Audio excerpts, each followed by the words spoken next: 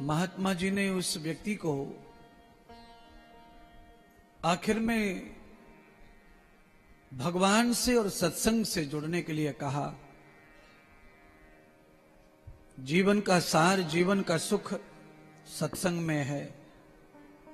देखिए, सत्संग में सोना चांदी रुपया पैसे भले ही खर्च किए जाते हैं, सत्संग से भले ही ये सब प्राप्त नहीं होता है, पर यह भी पक्का है कि जब आप सत्संग करके घर पहुंचते हो तो उसके बाद जो आपने खर्च किया है भी उम्र बढ़ जाती है। कपड़ा मैला खराब होता है, धन भी मैला खराब होता है। इसीलिए यस्तम निरंजनम पाक पुनीत पुण्यम, तन को, मन को, धन को हमेशा पुनीत करते रहो, पवित्र करते रहो। तन पवित्र सेवा से होता है, भजन से होता है, मित्र है, सगे संबंधी है, सब कुछ भागवत में है, अर्थात पुराणों में सब कुछ है। और वेद में क्या है? वेद में है एक ही परमात्मा, और ये सारा भूगोल। अभयम मित्राद अवयम जाताम परोक्षात। भागवत को पंचम वेद मान करके कथा सुनाई जाती है,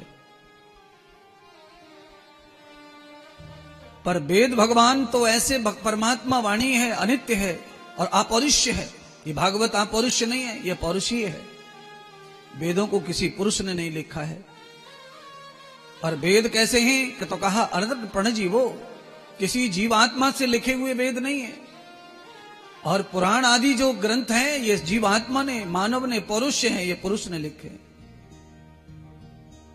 तो फर्क तो है, पर फिर भी इनके प्रति हम वेदों से भी अधिक श्रद्धा भागवत पे हमारी होती है, क्योंकि किसी भी वेद के बारे में ऐसा नहीं कहा गया है कि उससे पितरों की शांति हो जाएगी, पर श्रीमद् भागवत कथा को ऐसा माना गया है कि ये पितरों का कल्याण करने के लिए भागवत का वाचन उपयुक्त है।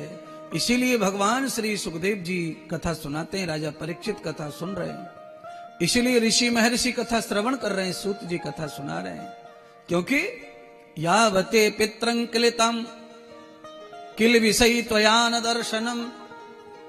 अगर किसी के पितृ क्लेश में है, पितरों को शांति नहीं है, और हमें नॉलेज नहीं है कि हमारे पितरों को शांति मिली कि नहीं मिली, हम जानते तक नहीं है कि हमारे पितृ भी अपने कर्मों के कारण कहीं दुखी हैं, तो उसकी वजह से क्या होता है, पूरे परिवार में धन है, वैभव है, सब कुछ है, पर पूरे परिवार में किसी को भी शांति नहीं है। जिस घर में बुजुर्ग दुखी रहते हैं उस घर में कोई जवान सुखी नहीं रह सकता। जिस घर में मृत पितर दुखी हैं, कहीं भी किसी भी अवतार में हैं, तो भी कोई सुखी नहीं रह सकता। इसीलिए हमारे 88,000 ऋषि जो है हिमालय में जाकर भजन ध्यान कर रहे थे, पर सुख नहीं आया, शांति नहीं आई, सारा भजन झूठा पड़ गया। क्यों झूठा पड़ गया? आप कल्पना करिए, आप ध्यान से सुनिए, और इस बात को पक्का मानना है। पहले तो रोज कहा, आज अलग ढंग से कह रहे हैं बात को, तो आज जरूर बात को मानना। आप इस बात को इसलिए मानो कि आपका भजन में मन नहीं लग रहा, चित्त नहीं लग रहा। भजन के समय मन आवड़ खूबड़ घूम रहा है, मन में और आवृत्तियां आ रही हैं, भजन की प्रवृत्ति नहीं बढ़ रही है, और भजन निवृत्त हो रहा है, संसार प्रवृत्त हो रहा है, घुस रहा है अंदर।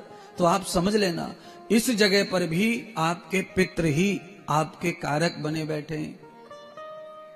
पितृ प्रसन्न हो जाए, माता पिता प्रसन्न रहें, गुरुदेव प्रसन्न रहें, मृत मरे हुए पूर्वज आपके प्रसन्न हैं, तो आपका भजन 5, 7, 10 दिन में ही लग जाता है। आपका ध्यान साधना पुण्य आपका शांत हो जाता है, चित्त शांत हो जाता है। पितरों का बड़ा महत्व है संसार में, पूर्वजों का बड़ा महत्व है। आपके खून को निकाल करके डीएनए करके आपकी कई पीढ़ियों का पता लगाया जा सकता है। अगर डीएनए से, आपके खून से आपके पिछले पूर्वजों का पता लगाया जा सकता है, या उनसे आपका पता लगाया जा सकता है, तो आपका उनका संबंध अजन्मा है। बिना जन्म के भी जन्मा समुदाय, वो कब के चले गए, कब के मर गए, कितने वर्षों हो गए, आप कितने वर्षों के बाद पैदा हुए, तो भी डीएनए मिल गया। डीएनए मिल गया तो सीधा है कि आपके दुख सुख का भी संबंध उनसे है, आपके कर्म और भोग का संबंध भी उनसे है। इसीलिए जिनके पितर अशांत हैं, उनके भजन में, चित्त में, पूजा में, पाठ में, नित्य उन्नति में हमेशा बाधा खड़ी रहती है। ऋषियों को वर्षों बीत गए भजन करते करते, पर कोई फल नहीं मिला, कोई शांति नहीं मिली, कोई मार्ग नहीं खुला, कोई रास्ता निश्चित नहीं हुआ कि हम सही जा रहे हैं कि गलत जा रहे हैं। बहुत सारे लोग हैं 10 सालों से 20 सालों से भजन कर रहे हैं और परेशानियां भी भोग रहे हैं। परेशानी कुछ तो अपने कर्मों की रहती है और कुछ ऋण के कारण भी परेशानी रहती है। ऋण, पितरों का ऋण, आप किसी का भी ऋण ले लो, चाहे जहां से भी ले लो, चाहे वो मन का हो, चाहे धन का हो, चाहे शरीर का हो, चाहे समय का हो, चाहे विद्या का ऋण हो, अगर वो आपसे नहीं चुका तो आप खुश नहीं रह सकते, आप चैन की नींद नहीं सो सकते, आपके घर में आपस में प्रेम नहीं रह सकता और आपके घर से डर नहीं निकल सकता। अगर आपके घर में सब में डर बैठा है, आपस में सबके अंदर संशय बैठा है, एक दूसरे का विश्वास नहीं है, तो जरूर आपके ऊपर कोई कर्जा है, जरूर कोई न कोई आपके ऊपर कर्जा है और वो कर्जा आपका ईमान डगमगा रहा है, तो आपके अंदर डर पैदा होगा, सब डर लगेगा हर बात का। क्या होगा, कैसे होगा, कहीं ये ऐसा ना कर दे, कहीं वो वैसा ना कर दे, कहीं उसने तो नहीं बोल दिया, कहीं इसने तो नहीं कह दिया, कहीं वो तो नहीं चुगली कर दी, कहीं वो तो कुछ नहीं कर दिया। ये भय जो है ये पाप का परिणाम है। अब बोलो, इतना ध्यान कैसे रखेंगे, कौन क्या बोल रहा है तुम्हारे बारे में, कहां क्या बोल रहा है, और बोल भी रहा है कि नहीं बोल रहा है तुम्हारे बारे में। किसी किसी को तो तुलसीदास जी की तरह सांप ही रस्सी दिखाई देने लग जाता है, इतना भ्रम हो जाता है। काय के कारण, आसक्ति के कारण, पाप के कारण।